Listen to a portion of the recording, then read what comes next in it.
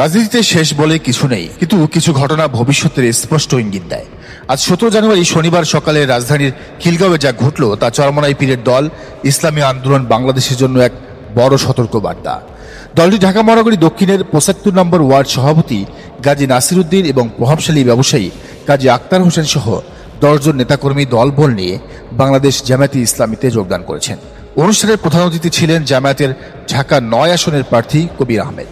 প্রশ্ন হলো, নির্বাচনের ঠিক আগ মুহূর্তে কেন এই দলবদল? কেন চরমনাইয়ের কর্মীরা জামায়াতের পতাকা তলে আশ্রয় নিচ্ছে? এটি কি শুধুই দলবদল, নাকি চরমনাইয়ের ভুল রাজনীতির প্রতি কর্মীদের অনাস্থা? আজকের প্রথম পর্বে আমরা দেখব মাঠের এই রূঢ় বাস্তবতা। চরমনাই যখন জোট ছাড়ল, তারা ভেবেছিল আমরা বের হয়ে গেলে অন্য ইসলামী দলগুলোও আমাদের সাথে চলে আসবে। তাদের অঙ্ক ছিল জামায়াত একা হয়ে যাবে। কিন্তু আজ সকাল 9টায় মগবাজারে জামায়াতের জরুরি বৈঠকের চিত্র বলছে ভিন্ন কথা। জোটে থাকা অন্য কোনো ইসলামী দল চরমনাইয়ের ডাকে সাড়া দেয়নি। কেন দেবে? রাজনীতিতে আবেগ দিয়ে পেট ভরে না। চরমনাইয়ের সাথে গেলে ছোট দলগুলো কি পাবে? নির্বাচন করার টাকা, কর্মী সাপোর্ট, কেন্দ্র পাহারা দেওয়ার শক্তি কিচ্ছু পাবে না। চরমনাইয়ের সেই সক্ষমতা নেই। উল্টো জামায়াতের সাথে থাকলে তারা ফিনান্সিয়াল, লজিস্টিক এবং ম্যান পাওয়ার সব সাপোর্টই পাবে। চরমনাইয়ের এই ক্যালকুলেশন বা অঙ্কটা গোড়াতেই গলদ ছিল। তারা ভেবেছিল তারা লিডার, কিন্তু বাস্তবে তারা হয়ে গেল লোনার বা একা। চরমনাইয়ের ভুল ধারণার আরেকটা বড় উদাহরণ হলো ঢাকা বিশ্ববিদ্যালয় বা ডাকসু নির্বাচন। সেখানে চরমনাইয়ের মুরিদ ও ছাত্রনেতা জামির উদ্দিন খালিদ ভেবেছিলেন তিনি বিরাট কিছু করে ফেলবেন, কিন্তু ভোটের পর দেখা গেল তিনি পেয়েছেন মাত্র 500-এর মতো ভোট। তখন তিনি কান্না করে বলেছিলেন সাদিক কায়েম তার ভোট খেয়ে দিয়েছে।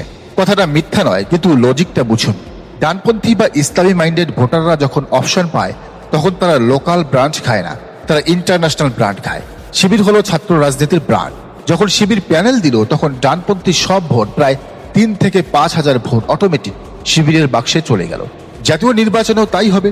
যখন 5টি ইসলামী দল ও জামাত একসাথে দাঁড়িপাল্লা নিয়ে নামবে, তখন চরমনাইয়ের হাত পাখা সেই ব্র্যান্ড ভ্যালুর কাছে টিকতে পারবে না। ভোটাররা অরিজিনালটাকেই বেছে নেবে, খাঁটিটাকেই বেছে নেবে। চরমনাইয়ের গর্ব হলো সিটি কর্পোরেশন নির্বাচনে আওয়ামী লীগের সময় তাদের প্রাপ্ত ভোট। তারা বলে আমরা অমুক সিটি কর্পোরেশন নির্বাচনে দ্বিতীয় হয়েছি, তৃতীয় হয়েছে। কিন্তু তারা ভুলে যায় ওই নির্বাচনে জামায়াত বা বিএনপি ছিল না। আওয়ামী লীগের উপর বিরক্ত হয়ে ভাসমান ভোটাররা তখন হাত পাখায় ভোট দিয়েছিল। ওটা চরমনাইয়ের নিজস্ব ভোট ছিল না, ওটা ছিল এন্টি আওয়ামী ভোট। কিন্তু এবার জামায়াত আছে, বিএনপি আছে।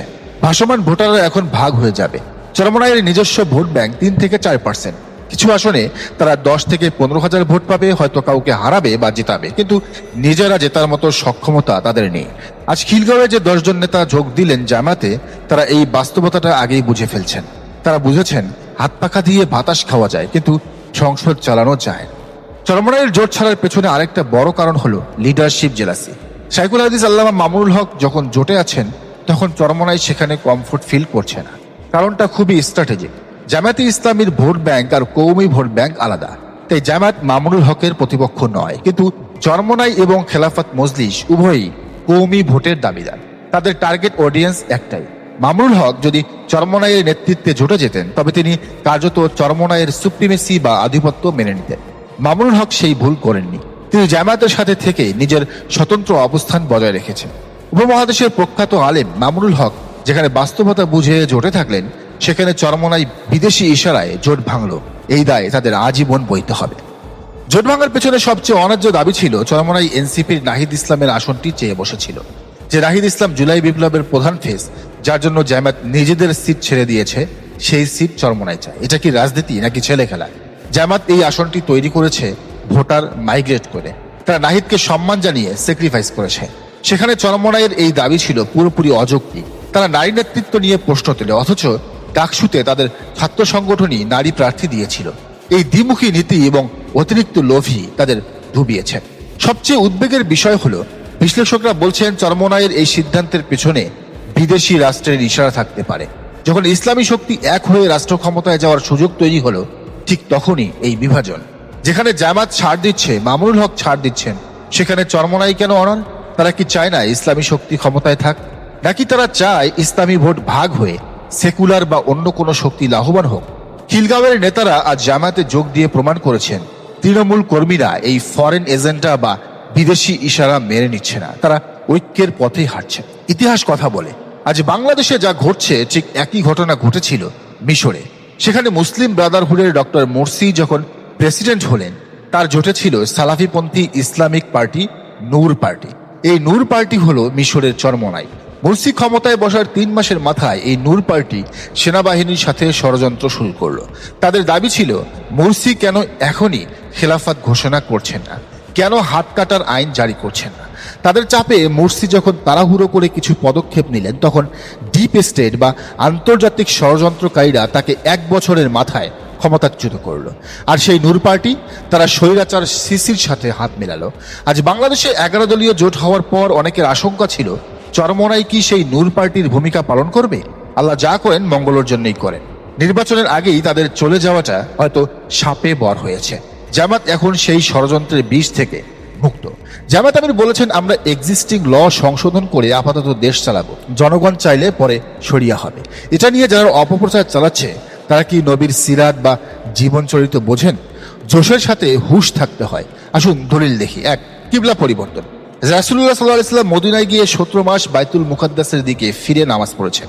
তিনি জানতেন কাবা আসল কিবলা, তবু আল্লাহর হুকুম ও সময়ের জন্য অপেক্ষা করেছেন। 2, মদ হারাম। মদ একদিনে হারাম হয়নি, আল্লাহ 3 স্তরে 3 বারে মদ হারাম করেছেন, কারণ সমাজকে প্রস্তুত করতে হয়। যুদ্ধের ময়দান। দিন বিজয়ের যুদ্ধে রাসূলুল্লাহ সাল্লাল্লাহু আলাইহি ওয়াসাল্লাম পরিস্থিতির কারণে সালাত কাজা করতে বাধ্য হয়েছিলেন। এমনকি বদর ও মক্কা বিজয়ে তিনি রোজাও ভেঙেছিলেন। এগুলো কি আপোষ? না, এগুলো হলো হিকমা বা প্রজ্ঞা। রাষ্ট্র পরিচালনা কোনো আবেগের বিষয় নয়। হুট করে খেলাফত ঘোষণা দিলে বিশ্বশক্তি আপনাকে একদিনও টিকতে দিবে না।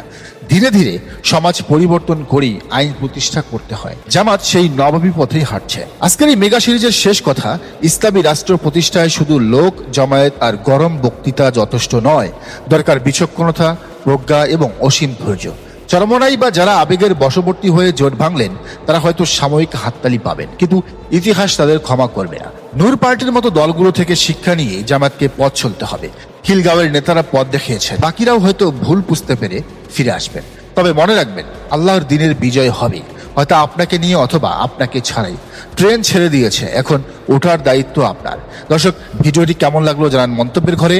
আর এই চ্যানেলে নতুন হলে অবশ্যই